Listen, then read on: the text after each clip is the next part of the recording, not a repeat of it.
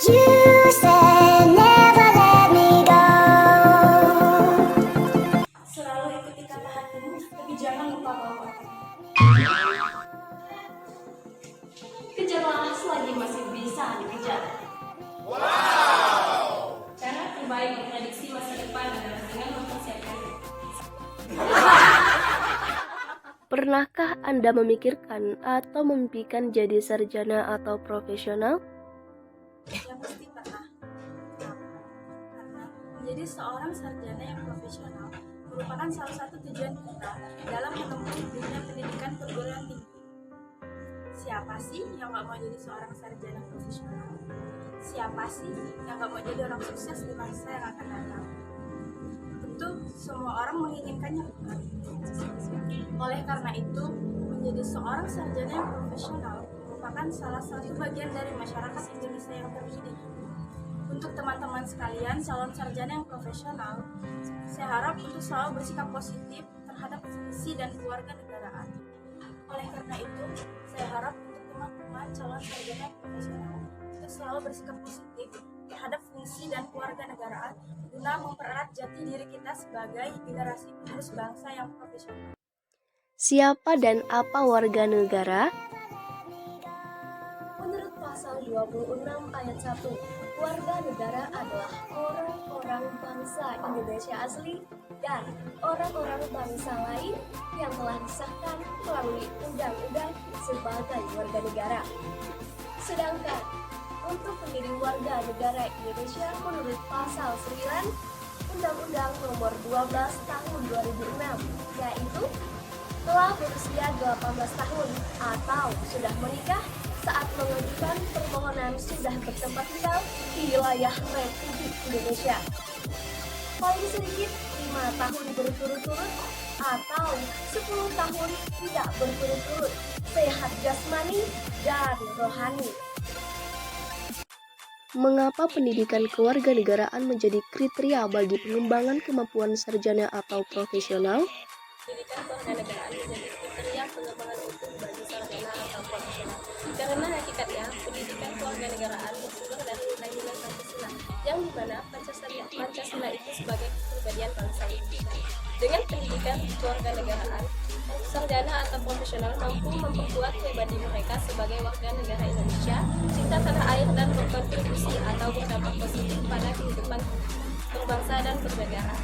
Selain itu juga, pendidikan kewarganegaraan menanamkan sifat kritis, analitis, dan berpikir terbuka terhadap permasalahan yang terjadi di kehidupan sehari-hari, serta mengembangkan karakter profesional atau sarjana menjadi warga negara yang baik dan kritis. Berikan alasan mengapa diperlukan pendidikan kewarganegaraan. Pendidikan kewarganegaraan sangatlah penting bagi kita semua. Karena melalui pendidikan kewarganegaraan, kita dapat menjadi individu yang memiliki wawasan kenegaraan, memupuk rasa cinta tanah air, dan bangga menjadi warga negara Indonesia dalam diri para generasi penerus bangsa. Apa dampaknya bagi warga negara yang telah belajar kewarganegaraan? Dampak dari belajar kewarganegaraan adalah mengetahui atau memahami utuh tentang demokrasi dan hak asasi manusia, bisa memberikan kontribusi yang berarti secara damai dan bijaksana untuk mengatasi berbagai masalah yang dihadapi bangsa. Bersikap bertanggung jawab, tercermin dalam partisipasi aktif generasi muda dalam pembangunan, selalu berbuat yang bernilai positif, menolak hal-hal yang tidak sejalan dengan nilai dan moral luhur negara, terakhir menumbuhkan kesetiaan pada tanah air dan kesediaan yang tulus untuk mengembangkan setiap potensi untuk kemajuan tanah air. Sejak kapan Indonesia menyelenggarakan pendidikan kewarganegaraan? Apakah sejak Indonesia merdeka atau sebelum proklamasi kemerdekaan? Pendidikan kewarganegaraan mulai diperkenalkan di dunia pada tahun 1970 di Amerika Serikat.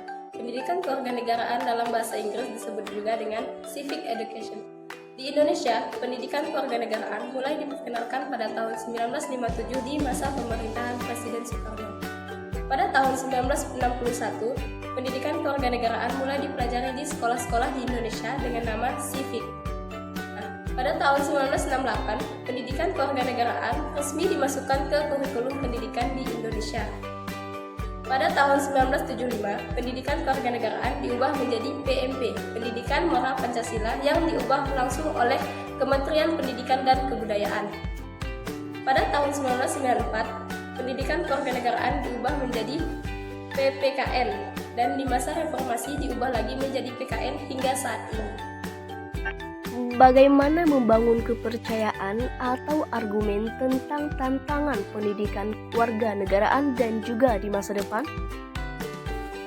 Adapun tantangan dalam menjalankan identitas nasionalisme di era globalisasi yaitu yang pertama, hedonisme, yang kedua, memudahnya sikap gotong royong, yang ketiga, memudahnya rasa nasionalisme dan patriotisme, yang keempat, memudahnya sikap sopan santun.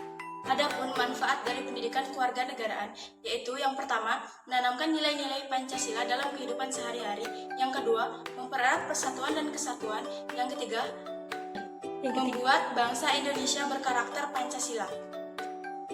Hal pokok yang perlu dipelajari dalam pendidikan kewarganegaraan adalah kita tidak boleh bersifat egois dan kita tidak boleh mementingkan kepentingan diri kita sendiri, melainkan kita harus mementingkan kepentingan kelompok terlebih dahulu.